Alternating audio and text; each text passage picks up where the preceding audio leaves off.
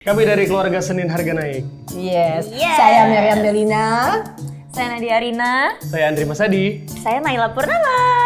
Tea Time everybody, tea time. You take one. Aku oke. I take two. You take one, I take three. Oke.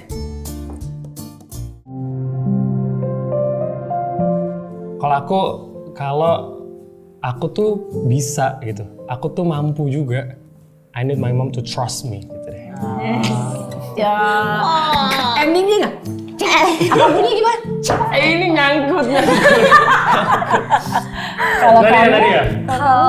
Kalau aku tuh pengen mamaku tuh percaya gitu kalau aku tuh udah cukup dewasa. Jadi aku bisa mempertanggungjawabkan konsekuensi dari desisi yang aku ambil. and you? Aku pengen mama aku tuh bisa ngerti kalau aku udah bisa kemana-mana sendiri sih. Kayak aku bisa bawa mobil sendiri gitu-gitu. Enggak yakin. Udah telat. Nggak yakin. Tuh kan. Tentunya kemana-mana juga masih dianterin. Iya sih, tapi bener.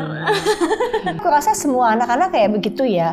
Dan as a mother juga, sebagai seorang mama juga pasti juga sama juga seperti mama-mama yang lain. Was-was, takut kalau anak-anak kayak gimana sih kalau ngelihat anak kecil lagi naik sepeda gitu, you going to fall, gitu pasti kayak gini gitu loh. Sama aja dengan kehidupan juga kayak begitu. Be careful, aku jagain gitu. Kayaknya gue ngerasa jadi anak kecil lagi setiap lebaran doang deh.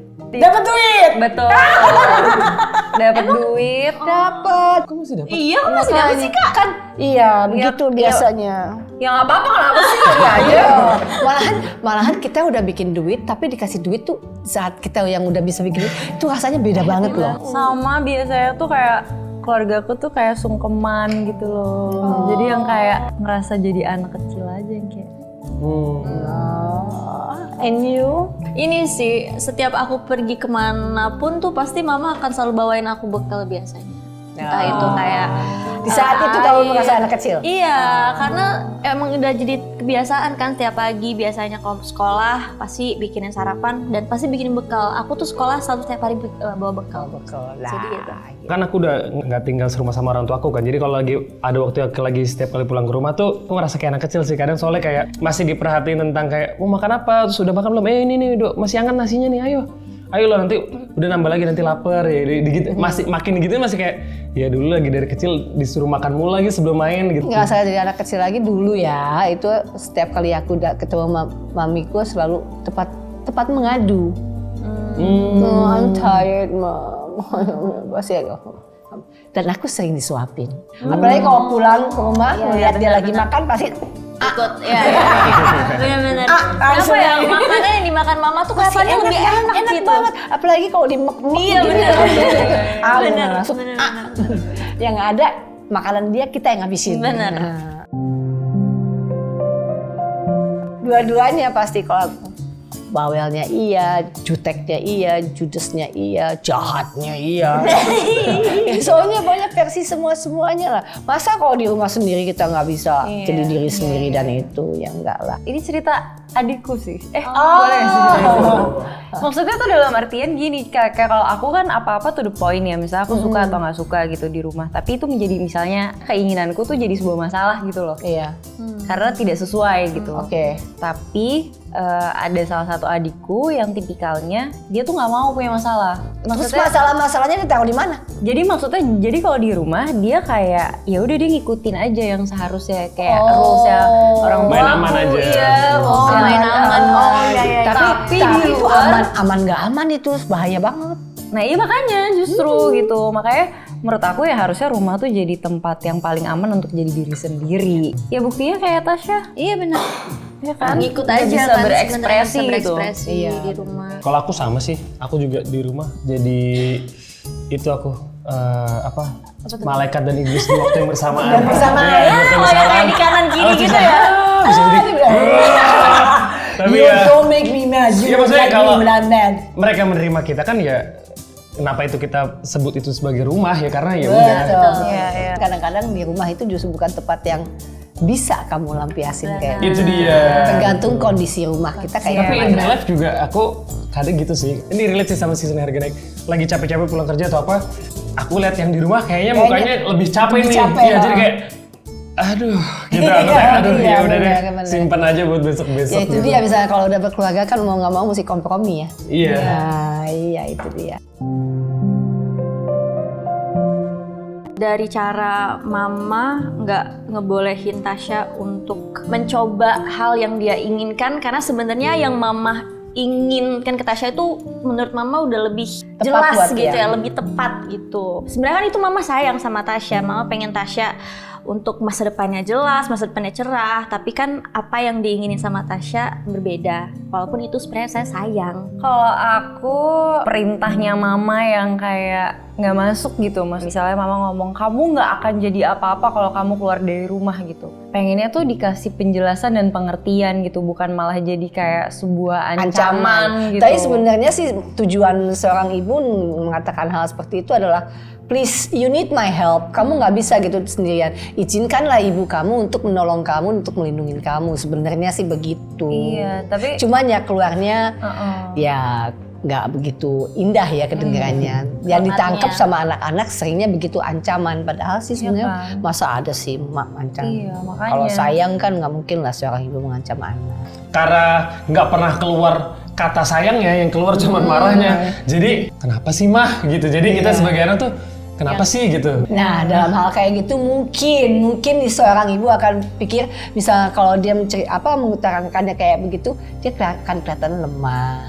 Sementara kan sebagai ibu, apalagi sebagai ibu dan bapak kan, single mother kan, ini kan disedenarkan naik. Jadi dia merasa dia harus kuat, dia harus perkasa, dia harus pokoknya tenang gitu loh. Aku sama ibuku, sama mamiku tuh bener-bener deket banget. Apapun aku cerita, there's nothing that she doesn't know about me. Sejelek-jeleknya aku juga. Aku tahu misalnya kalau aku berbuat salah, oh no, my mom's going to get angry. Tapi dimarahin, tapi still she gives me a hug gitu. sebetulnya kalau misalnya yang kayak personal gitu, mamaku pasti tahu sih. Tapi justru kalau misalnya kayak kerjaan gitu, kayak lebih ke misalnya project apa yang aku ambil, walaupun manajerku tuh mamaku ya, apa ya kayak cuman ngasih tahu oh ada ini atau ada itu gitu, tapi tetap Apa yang kamu ambil dia gitu. Jadi kayak pilih ya. Yang aku merasa aku sering tutupin itu sama adalah struggle-nya aku sih. Ya struggle-nya. Struggle-ku kayak Kalau dalam banyak aku hal. cerita semua sama mamiku. Jadi aku kayak nggak bisa ngasih lapisan itu, kayak terlemah aku ya kali aku bisa bilang terlemah aku ke orang tuaku, karena aku takut dia mikirnya ini anak takutnya nggak kuat nih atau nah, aku takut dia jadi overthinking. Jadi aku nggak mau mamaku tuh mikir kayak gitu. Jadi aku cuman ngomong yang ya udah, indah-indahnya. ini aja. Jujur apresiasi. Kayak Aduh iya banget lagi. Kayak mom is proud of you. Iya, kayak mama bangga misalnya habis sama ngelakuin kamu. apa atau apa kayak bagus tuh gitu, atau kayak ya nggak harus setinggi itu ya bentuk apresiasi, cuman menghargai kecil itu menurutku kayak priceless. Aku beruntung banget aku bisa ketemu bermacam-macam generasi. Jadi aku lihat, oh yang ini struggle-nya kayak begini, oh yang ini hausnya kayak begini, oh ini kenyangnya kayak begini. Jadi aku belajar dari itu dan aku kasih di rumah, karena aku juga sama anak-anak juga sangat dekat sama seperti aku sama ibuku. Jadi aku juga tanamin itu sama anak-anak. Kata-kata yang apresiasi affirm apa ya kayak you're doing good, apa your mama's proud atau apa, itu sering banget kita ucapin gitu.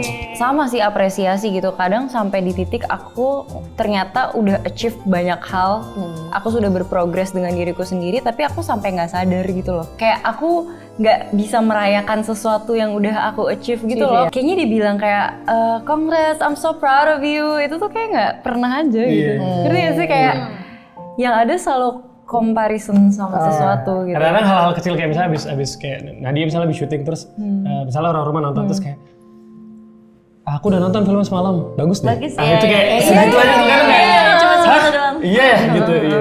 Iya, emang kita perlu sih hal-hal yang kecil kayak begitu, perlu banget. Jujur kayak dipeluk mama tuh Oh sini, I give you hug. I give you hug.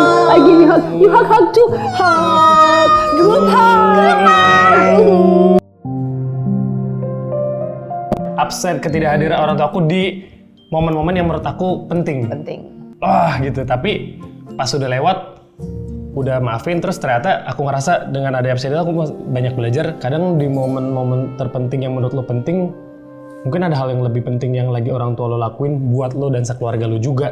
Tapi aku baru bisa mikir itu sekarang. Itu hal yang dulu aku nggak bisa maafin, tapi sekarang ternyata itu B aja. Aduh, ini relate banget lagi sama Senin harga naik. Jadi dulu aku sempet kayak mau ngambil major tertentu lah gitu. Kayak aku pengen kuliah ngambil ini gitu. Terus nggak boleh sama mamaku. Karena menurut dia, aku nggak tahu lah, dia punya alasannya sendiri. Tapi dia mengeluarkan kata-kata yang kurang lebih mirip sama Mama Retno ngomong kayak, kalau kamu keluar dari rumah ini kamu nggak akan jadi orang. Sampai detik ini masih inget, tapi aku sudah melupakan dan memaafkan gitu. Tapi yang aku keselnya, adik-adikku tuh diberikan kebebasan untuk kayak ngambil apa aja yang mereka mau. Akulah adik-adik itu. Jadi dengan kata lain, kamu belum memaafkan sayang. Iya, itu loh. Tapi aku ngeliatnya kayak harusnya semuanya tuh sama gitu. Kalau aku nggak boleh ya kenapa yang lain boleh. Kenapa yang lain boleh? Kenapa yang lain diberi kebebasan itu dong. And you? Aku tuh sama mama itu sih karena deket banget. Bahkan aku masuk ke dunia acting pun karena aku yang mau dan disupport gitu. Kalau aku sih sempat merasa resentful waktu aku merasa I have no childhood. Ya dari umur 10 tahun aku udah jadi loper koran ya. Loper koran di Kanada gitu loh. Tapi itu kan pilihan aku. Tapi begitu aku masuk di industri ini jadi kerja. Ada rasa resent.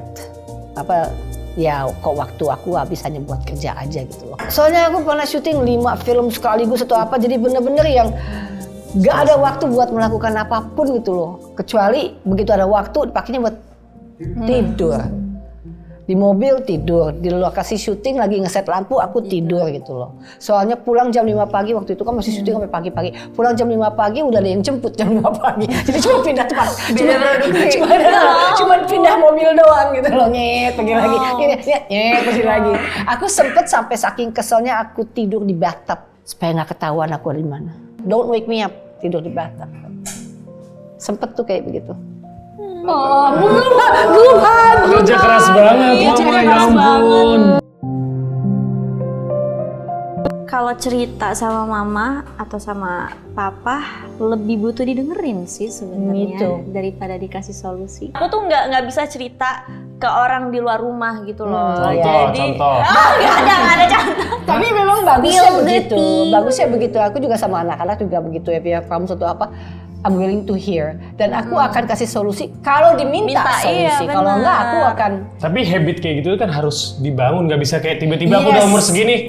Kenapa? Cerita dong. Iya, cerita betul, gitu betul. kayak kita harus Maka dibangun. aku juga sama anak-anak dari kecil. Kayak kita banyak trauma. Tapi jangan salah, dengan main film dapat terapi kan? Yes, sangat. Kayaknya jadi makin gila. Enggak, jujur jadikanlah karakter-karakter di film-film ini terapi buat kamu. Sama sih aku juga. Apa? Didengar, lebih pengen didengar. Iya. Itu trauma childhood. Kalian Gue yang trauma, gue juga. Pasti yang selalu terngiang-ngiang di telingaku loh. Mau dimasakin apa sekarang? Kangen banget aku mau masakan mamaku. Soalnya dia masak apapun juga enak. Sendal jepit kan. Gak enak, agak alot tapi enak. Kayak kikil. Apa ya? Aku kayak seneng banget kalau misalnya mamaku tuh ingat hal-hal kecil kayak misalnya aku punya baju atau kayak celana yang robek, terus tanpa aku bilang ke mama, udah langsung mama jahitin. Itu sih. Waduh. Apa ya, momen ya. Jadi waktu kecil tuh aku bandel banget. Ada kayak manghibar gitu mainan. Itu kan harusnya digantungin ya. Itu awalnya kita Atas habis Jatuh loh loncat. kamu? Iya jatuh. Oh, patah nggak? Patah tangannya. Terus Terus mamaku dengan sabarnya membawaku ke rumah sakit. Habis itu kayak ada momen dimana ya karena itu terjadi, tapi kayak orang tua aku nggak marah, nggak yang gimana, tapi Dia dengan pasti khawatir lah iya. bahwa kamu. Terus kayak setiap pulang sekolah tuh dulu aku selalu pengen beli kentang goreng dari satu restoran lah. Dan itu kayak selalu dianterin sambil tanganku digips. dulu waktu kecil aku pernah naik sepeda. Aku naik sepeda belum terlalu lancar. Terus jadi kakinya jatuh kena batu, luka kayak kelipet dan harus dibawa ke rumah sakit karena harus dijahit. Langsung ke rumah sakit tuh pagi itu juga. Akhirnya ya lukanya diobatin, kakinya dijahit lah. Tapi habis dari situ kayak teman-teman pada datang ke rumah, Tengokin. terus udah Andri jangan diganggu dulu, Andri mau istirahat. Kayak iya gue mau istirahat gitu. Jadi kayak Momen-momen indah kita harus ada kecil-kecil. itu indah kok. Nice, thank you, Mang. Thanks mom. Oke, teman-teman semua, begitulah tadi kisah kasih kita. Kita sama-sama nonton Senin Harga Naik. Yeay!